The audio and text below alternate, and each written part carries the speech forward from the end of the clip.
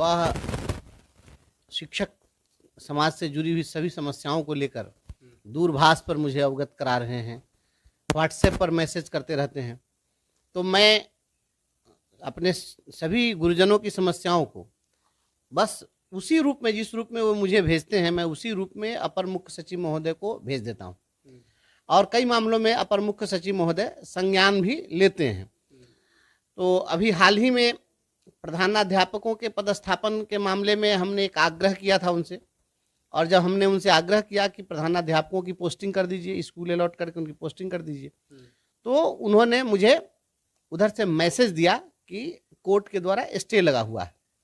तो मैंने उन्हें कन्विंस करने की कोशिश की कि कोर्ट के द्वारा प्रधान शिक्षक के मामले में स्टे लगा है, प्रधानाध्यापक के मामले में नहीं लगा है। और उसका सुखद परिणाम यह हुआ कि हमने उनको जो कन्विंस किया तो वो कन्विंस हो गए, और उन्होंने कल बयान भी दे दिया कि प्रधानाध्यापकों की पोस्टिंग हम करेंगे। तो मुझे लगा कि बहुत सारी चीज़ें ऐसी हैं कि अपर मुख्य सचिव महोदय उस मुद्दे को सही तरीके से या तो कोई उनके पास रख नहीं रहा है, या इसके लिए बेहतर तरीके से उनको बताने की आवश्यकता है। तो मैं सोच रहा था कि मैं उनसे मिलूं, और आज इसी कड़ी में मैं सुबह में पत्र ही तैयार कर रहा था अपने शिक्षकों की समस्याओं से रिलेटेड, कि पत्र जा करके मैं शिक्षा विभाग में दूंगा। उसी समय मैंने उनको मैसेज किया व्हाट्सएप पर कि मैं मिलना चाहता हूं, मुझे समय दिया जाए। तो उन्होंने 12:45 का समय दिया एजुकेशन डिपार्टमेंट में, और लगभग 11 बजे के आसपास हम लोग की बात हुई है और मुझे बुलाया गया। तो आनंद फानन में मैं तैयार हुआ, मैं वहाँ पहुँचा, लेकिन मैं 45 मिनट विलम्ब हो गया। और मैं इतना विलम्ब हो गया कि जब मैं पहुँचा तो ठीक 2 मिनट पहले वो चैम्बर से निकल गए थे, चूँकि आज कैबिनेट की मीटिंग थी, उनको कैबिनेट में जाना था। तो मैंने उनको फ़ोन किया, उन्होंने फ़ोन उठाया तो उन्होंने कहा कि मैं तो 45 मिनट से अधिक आपका इंतज़ार करके अब मैं जा रहा हूँ, कैबिनेट की बैठक है। मैंने कहा कि मैं मुजफ्फरपुर से मुझे आना था। तो उन्होंने कहा कि अगर यह बात मुझे बताए होते तो मैं आपको 3 दिन के बाद समय देता। तो मैंने कहा कि अब तो जो बात थी सो हो गई, लेकिन अब मैं यहाँ आ गया हूँ। तो उन्होंने कहा कि तो आप प्रतीक्षा करिए, मैं कैबिनेट के बाद मिलूँगा आपसे।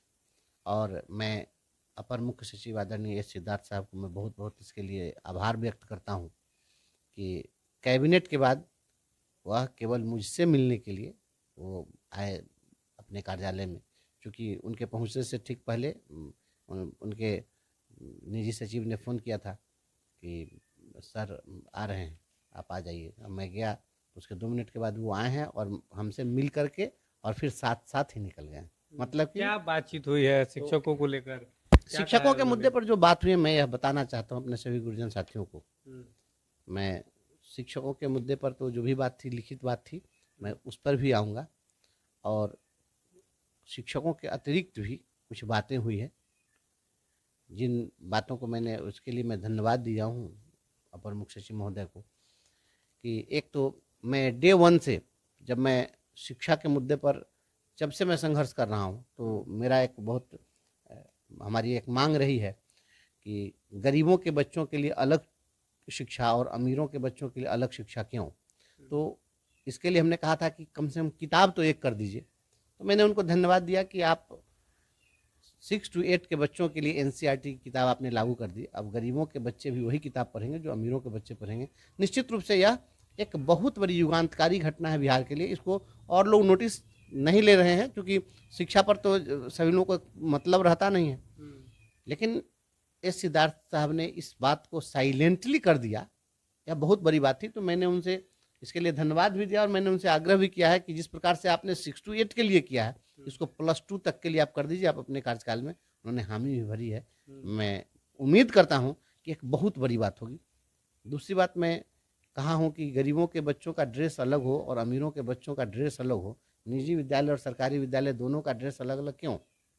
तो उनका कहना था कि ड्रेस तो मैं इस बार चाह रहा था कि डिपार्टमेंट की ओर से ही सिला जाए। तो हमने कहा कि वो सरकारी विद्यालय में आप भेजिए, ड्रेस जैसे भी भेजिए। लेकिन निजी विद्यालय में क्या होता है कि निजी विद्यालय वाले हमारे शिक्षा विभाग के दबाव में गरीबों के बच्चों का आरटीई के तहत एडमिशन ले लेते हैं, और एडमिशन आरटीई के तहत ले लेते हैं तो निःशुल्क उनको पढ़ाना है, और दूसरी ओर ड्रेस के नाम पर फिर दुकान खोल देते हैं, किताब के नाम पर दुकान खोल देते हैं। अब नतीजा होता है कि गरीब के बच्चे जो है उस स्कूल में जा कर के भी और उतना फीस वो वसूल लेता है। तो ये निजी विद्यालय कपड़े की दुकान नहीं बने। तो हमने इसके लिए कहा कि आप प्राइवेट स्कूल हो या सरकारी स्कूल हो, सभी का ड्रेस एक होना चाहिए। इस पर निश्चित रूप से प्रयास किया जाए, एक आग्रह हमने किया। ये बच्चों के लिए हमारी ये मांग रही है और शिक्षा सुधार के लिए। अब हम आते हैं अपने गुरुजन साथियों की समस्याओं पर। तो मैं अपने तमाम गुरुजन साथियों को मैं इनकलाबी दस्तक के माध्यम से यह बतलाना चाहता हूँ कि हमारे जो भी साथी लोग यह दूर से देखते होंगे कि क्या कर रहे हैं क्या नहीं कर रहे हैं, शिक्षकों की समस्याओं को लेकर मैं सोता हूँ जगता हूँ तो केवल और केवल शिक्षकों की समस्याओं को लेकर। अन्य सभी लोगों की समस्या मैं सुनता हूँ। मैं जब बैठता हूँ तो जो भी लोग भी आते हैं तो उनकी तो पैरवी रहती है, सामान्य पैरवी रहती है, किसी अधिकारी को फ़ोन कर दीजिए तो मैं वो सब करता रहता हूँ। लेकिन आपके मुद्दे पर मैं रात दिन जग जग करके लिखता हूँ, पढ़ता हूँ, एक एक काम करता हूँ। और चूंकि अब मैं संवैधानिक पद पर हूँ तो संवैधानिक पद पर रहने के बाद एक अपनी मर्यादा होती है, इसलिए हम उस ढंग से ही बात को रखना चाहते हैं। हमने जो बात रखी है वहाँ पर जितने भी हमारे नियोजित शिक्षक साथी हैं जो विशिष्ट शिक्षक की परीक्षा नहीं दी है, मैंने उनकी बात से शुरुआत की और हमने कहा है एस सिद्धार्थ साहब को कि आप इन लोगों को प्रमोशन क्यों नहीं देना चाहते हैं। उनका कहना था कि जब हम प्रमोशन देंगे तो आप अगला ग्रेड पे मांगेंगे। तो हमने कहा कि अगला ग्रेड पे आपसे हम क्यों मांगेंगे, आप जो अगला ग्रेड पे देंगे उससे ज़्यादा वेतन हमें ऑलरेडी मिल रहा है। जब ऑलरेडी हमको मिल रहा है तो वह ग्रेड पे लेकर हम क्या करेंगे।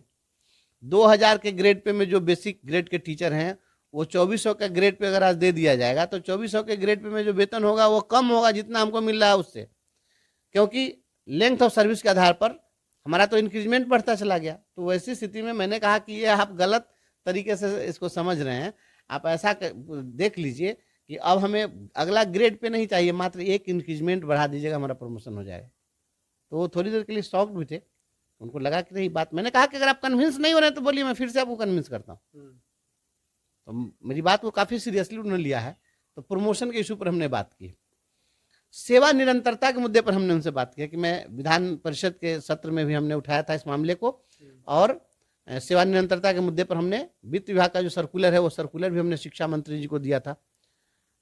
तो आपको सेवा निरंतरता तो देनी ही चाहिए।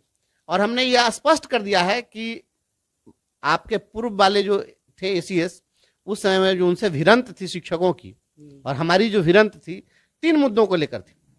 एक था कि वो कह रहे थे कि आप परीक्षा दीजिए और परीक्षा देने के बाद में हम 3 जिले का परिभ्रमण योजना चलाएंगे। तो क्या परिभ्रमण योजना, क्या हम परिभ्रमण योजना का मतलब कि वो कह रहे थे कि 3 जिले का विकल्प लेके बार बार पोस्टिंग कर देंगे। तो उस चीज़ को मैंने कहा कि इस चीज़ को तो आपने समाप्त कर दिया कि स्वैच्छिक पोस्टिंग आपने दे दिया, तो एक मांग पूरी हमारी हो गई। एक तो आपने पहले ही कर दी है, दूसरी हम मांग कर रहे हैं कि हमको सर्विस कंटिन्यूटी दे दीजिए। तो सर्विस कंटिन्यूटी आप कैसे न दीजिएगा, हम 2003 से काम कर रहे हैं और बताइए कि 22 साल से कोई काम करेगा उसको आप कहिएगा कि नहीं अब आपकी फ्रेश सेवा काउंट होगी, तो ये नहीं चलेगा। तो सर्विस कंटिन्यूटी आप दे दीजिए। और तीसरा है कि हमारा प्रोमोशनल एवेन्यू आप क्यों समाप्त करना चाहते हैं, हमको प्रमोशन क्यों नहीं देना चाहते हैं, 20 साल में तो किसी का प्रमोशन हो जाएगा। तो मैंने कहा है कि जो लोग भी आपके ये सक्षमता परीक्षा का विरोध कर रहे हैं इसी 3 कारण से कर रहे हैं। 3 में आपने एक मांग पूरी कर दी है और 2 चीज़ को लटकाए हुए हैं, दोनों चीज़ को कर दीजिए। और यदि आप ये दोनों चीज़ कर देते हैं तो किसी भी शिक्षक को आपके सक्षमता परीक्षा से ऐतराज नहीं होगा और फिर सरकार से टकराहट समाप्त हो जाएगी। अच्छा, कुल मिला के देखा जाए तो बातचीत जो है एकदम शुभ संकेत दे रहे हैं। नहीं, बहुत अच्छा, मुझे पूरा विश्वास है। आपको मैं बताता हूँ, और बहुत ढेर सारी चीज़ें हैं उस पर हमने जो बात की है। तो उसमें जो उनका जो स्टैंड था, मैंने उन्होंने एक चीज़ साफ साफ कहा है कि मैं अभी कोई कमेंट आपको नहीं दूंगा। मुस्कुराते उन्होंने कहा कि मैं कोई कमेंट नहीं दूंगा, लेकिन आप मुझे सारा पेपर दे दीजिए, मैं आपका एक एक चीज़ मैं पढ़ूंगा। और सारे पेपर को मैंने उनको हैंड ओवर कर दिया है। जो भी मौखिक बातें हुई है उसमें ट्रांसफ़र के इशूज़ पर भी कि भाई आप स्थानांतरण दीजिए, जो भी शिक्षिकाएँ हैं अपने घर से दूर दराज हैं अपने पास चली जाएँ, शिक्षा इससे प्रभावित हो रही है। अनुकंपा आश्रितों की बहाली के लिए भी हमने दिया है। और वेतन के मुद्दे पर काफ़ी गंभीरता से, क्योंकि पिछले दिनों अभी जो पत्र निकला है कि जो लोग भी अगर HRMS नहीं कर रहे हैं, शिक्षकों का वेतन नहीं मिलता, तब तक पदाधिकारियों का वेतन नहीं मिलेगा। तो हमने ही उनको दिया था, मैं उनको व्हाट्सएप पर भेजा था, कुछ शिक्षकों ने मुझे दिया था 5 महीने से वेतन नहीं मिला, कैसे जिएंगे कैसे, मैंने हूबहू फॉरवर्ड कर दिया था। और हमने कहा था कि सर 5 महीने तक वेतन नहीं मिलेगा वो शिक्षक कैसे जिएगा।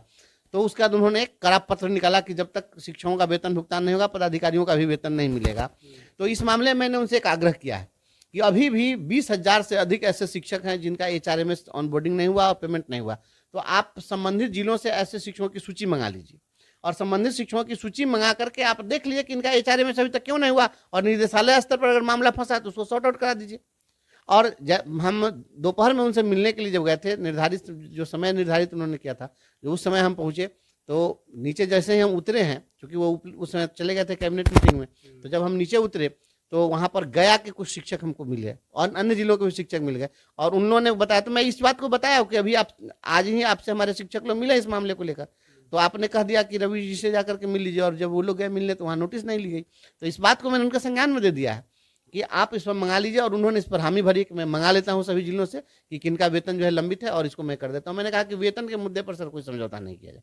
तो एक बड़ा काम है, मुझे लगता है कि एक सप्ताह के अंदर में वेतन भुगतान से संबंधित मामले सॉर्ट आउट कर लिए जाएंगे। और आपको हमने ये भी दिया उसमें कि HRMS ऑनबोर्डिंग करके जो लोग भी जिन लोगों का भी पूर्व से HRMS ऑनबोर्डिंग हो चुका है, विद्यालय अध्यापक हैं और उनका जो है वेतन फिक्सेशन नहीं हो पाया है, उनका इंक्रीमेंट नहीं लग रहा है, तो इन चीज़ों के लिए हमने दिया कि सॉफ्टवेयर को अपडेट कर दीजिए। और प्रधान शिक्षकों के पदस्थापन के मामले में, प्रधानाध्यापक के पदस्थापन के मामले में हमने उनको कन्विंस किया था कि भाई आप ये पोस्टिंग कर दीजिए, तो उनका कहना था कि ये हाई कोर्ट में जो है हाई कोर्ट स्टे लगाया है। तो मैं उस पर गया था कि प्रधानाध्यापकों के लिए तो आपने कर दिया, प्रधान शिक्षकों की पोस्टिंग कैसे होगी? तो प्रधान शिक्षकों का मामला हाई कोर्ट में चल रहा है, तो हमने आग्रह किया उनसे कि आप इस मामले में महाधिवक्ता के माध्यम से हाई कोर्ट में प्रे करिए कि जल्द इसकी सुनवाई हो जाए, क्योंकि अगर हाई कोर्ट में मामला फंस गया तो लंबे समय तक समय निकल जाएगा, तो फिर ये शिक्षक जो है इससे हतोत्साहित होते हैं। तो आप इनकी पोस्टिंग कर दीजिए, उसके लिए जल्द कैसे सुनवाई हो जाए हाई कोर्ट में, इसके लिए हमने बजाता एक मांग पत्र हमने वो अलग से स्पेशली मैंने इस मामले को दिया हूँ। 1 to 5 के शिक्षकों के लिए ब्रिज कोर्स जो है लंबित है वो शुरू कर दिया जाए। 2014-16, 15-17 और 16-18 के दौरान जो लोग DLED किए और उन लोगों को हाई कोर्ट ने आदेश दिया था कि इनको विरमण तिथि से इनको प्रशिक्षित का दर्जा दिया जाए, इनको प्रशिक्षित वेतनमान दिया जाए, लेकिन सरकार चली गई थी LPA में और सरकार LPA में हार गई। LPA ने, कोर्ट ने सरकार के दलील को खारिज कर दिया। तो हमने मांग किया कि आप जो है इस मामले में क्या कीजिए कि इन लोगों को आप दे दीजिए इसके लाइट में इनके विरमण तिथि से। तो इसका भी हमने बजाता एक मांग पत्र हमने दिया है। और सक्षमता 1 और 2 में जो विषय विसंगति के कारण जिन लोगों का अभी तक योगदान नहीं हो सका है, बहुत फोन आता है हमारे साथियों का, आप निश्चिंत रहिए, हमने अवगत करा दिया प्रमुख सचिव महोदय को, लिखित रूप में हमने अवगत करा दिया है अलग से मांग पत्र देकर, और मुझे विश्वास है कि अगले सप्ताह में निश्चित रूप से जिन लोगों का अभी विषय विसंगति वाला है उनका समाधान हो जाना चाहिए, मैं ऐसा विश्वास व्यक्त करता हूं। और एक मांग हमने रखी है कि प्रधानाध्यापक की फिर से बहाली होने वाली है, फिर नया विज्ञापन निकलने वाला है, तो उसमें जो भावी नियुक्ति होने वाली है उनका जो कार्यानुभव है इसकी गणना उनके प्रशिक्षण प्राप्ति की तिथि से नहीं हो बल्कि उनकी नियुक्ति तिथि से हो, जिस प्रकार से प्रधान शिक्षकों के लिए तय किया गया था। और 18 महीने का जिन लोगों ने NIOS से DLED किया था और इसके आधार पर उन लोगों को योगदान पत्र नहीं दिया गया TRE 1-2 में, सफल होने के बावजूद उनको प्रशिक्षित नहीं माना गया था, मामला सुप्रीम कोर्ट में चला और कोर्ट ने उनके फेवर में फैसला दे दिया। तो अब हम मांग कर रहे हैं कि भाई जो लोग उसमें क्वालिफाइड हैं, तो अब तो जब कोर्ट ने मुहर लगा दिया कि नहीं इनका प्रशिक्षण मान्य है, तो उनको आप योगदान का आदेश दे दीजिए। और सेवा पूर्व प्रशिक्षित जो शिक्षक हैं उन लोगों के वेतन विसंगति के लिए विभाग ने पत्र जारी किया था, अभी तक इम्प्लीमेंट नहीं हुआ, इस मामले में भी हमने उनसे आग्रह किया है। तो कुल मिला जुला करके जितनी भी प्रमुख बातें थी सभी चीज़ों को हमने उठाया है और सारी बातों को हमने उनके समक्ष रख दिया है। उन्होंने गंभीरता से सभी बातों को सुना है, हमारे सारे पेपर ले लिए हैं, लगभग मुझे लगता है कि 50-60 पन्ने का मेरा टोटल दस्तावेज था, सब हमने दिया है, खुद उन्होंने हाथ में लिया और उन्होंने बोला कि मैं इसको पढ़ूंगा। हाँ, पर उन्होंने कहा कि मैं एक एक चीज़ को मैं पढ़ूंगा, घर पर जाकर पढ़ूंगा और इसको मैं देखूंगा, खुद से अपने हाथ में लिया उन्होंने किसी दूसरे स्टाफ को नहीं दिया। और राज्य के अपर मुख्य सचिव महोदय को मैं इसके लिए भी धन्यवाद देता हूँ कि वहाँ पर जब मैं गया तो एक पदाधिकारी बैठे हुए थे, तो मैंने उनको इसके लिए भी धन्यवाद दिया है कि मैं राज्य के स्कूलों की दुर्दशा जब दिखाना शुरू किया कि आप क्लासरूम नहीं है, बिल्डिंग डैमेज है, कहीं जगह नहीं है, बच्चे कहाँ बैठेंगे, तो ये पहली बार एक ऐसा इन्होंने प्रयास किया कि संबंधित विद्यालय के शिक्षक वह स्वयं ई शिक्षा कोष ऐप पर अपने रिक्वायरमेंट को अपलोड कर दें कि उनकी क्या क्या जरूरतें हैं, भवन चाहिए, टीचर चाहिए, जो चाहिए। तो हमने कहा कि आपने जिस प्रकार से मांगा है यह बहुत काबिले तारीफ है, लेकिन आप मांग तो लिए हैं, इसको पूरा कर दीजिए। तो वहीं पर बैठे हुए थे एमडी कहा कि इन्हीं को जिम्मा दिया गया, देखिए बैठे हुए इसी मुद्दे पर बात करने के लिए। तो मैंने कहा, उनसे भी कहा कि तो इसको आप कर दीजिए, और हमने स्पष्ट कर दिया कि 100% तो नहीं होगा, लेकिन अगर 90% भी अगर हो जाए, 80% भी अगर हो जाए, और गरीबों के बच्चों को क्लासरूम मिल जाए, शिक्षक मिल जाए, पेयजल की सुविधा मिल जाए, शौचालय मिल जाए, सारी सुविधाएं मिल जाए, तो मैं समझता हूँ कि बिहार में शिक्षा व्यवस्था में आमूलचूल परिवर्तन होगा। और अपर मुख्य सचिव महोदय ने अपने कार्यकाल में बहुत सारी चीज करने का भरोसा दिलाया है, कहा है उन्होंने। बहुत सारी बातें बिना कहे हुए भी कह दी जाती हैं। उनके जो हम हमारे साथ बात करने का जो हाव भाव था वह काफ़ी सकारात्मक लगा, और मैं अपर मुख्य सचिव महोदय को इसके लिए धन्यवाद देता हूं कि आज 69 एजेंडे पर कैबिनेट की मीटिंग थी, लंबी मीटिंग चली कैबिनेट की, और उसके बाद भी उसके पहले लगभग 45 मिनट तक उनको प्रतीक्षा करनी पड़ी, और फिर दोबारा फिर हमसे मिलने के लिए रात में आए। मैं समझता हूं कि उन्होंने शिक्षकों की समस्याओं को काफ़ी गंभीरता से लिया है, और उन्होंने मुझे इतना समय दिया। मैं उनको इस चैनल के माध्यम से धन्यवाद देता हूं, और मैं उम्मीद करता हूं कि जिस प्रकार से सकारात्मक सोच के साथ वो आगे बढ़ रहे हैं, वह शिक्षकों के इन सभी समस्याओं का समाधान कर दें। शिक्षक कोई चांद तारा नहीं मांग रहे हैं, शिक्षक जो मांग रहे हैं उनकी सभी समस्याओं का समाधान संभव है, और ये चाहेंगे तो हो जाएगा। और मैं अपने सभी गुरुजन साथियों को मैं यह भरोसा दिलाता हूं कि मैं आपका हूं, आपके लिए हूं, और आपके प्रति कमिटेड हूं।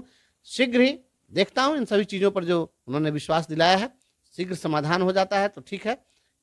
मुझे उम्मीद है कि अगर सभी समस्याओं का समाधान न भी हो तो अधिकांश का समाधान निश्चित रूप से हो जाएगा, और वह आपको दिखेगा। हमारा जो प्रयास है, बोलने की जरूरत नहीं है, आपको दिखेगा, और आवश्यकता पड़ेगी फिर हम लोग मिलेंगे उनसे।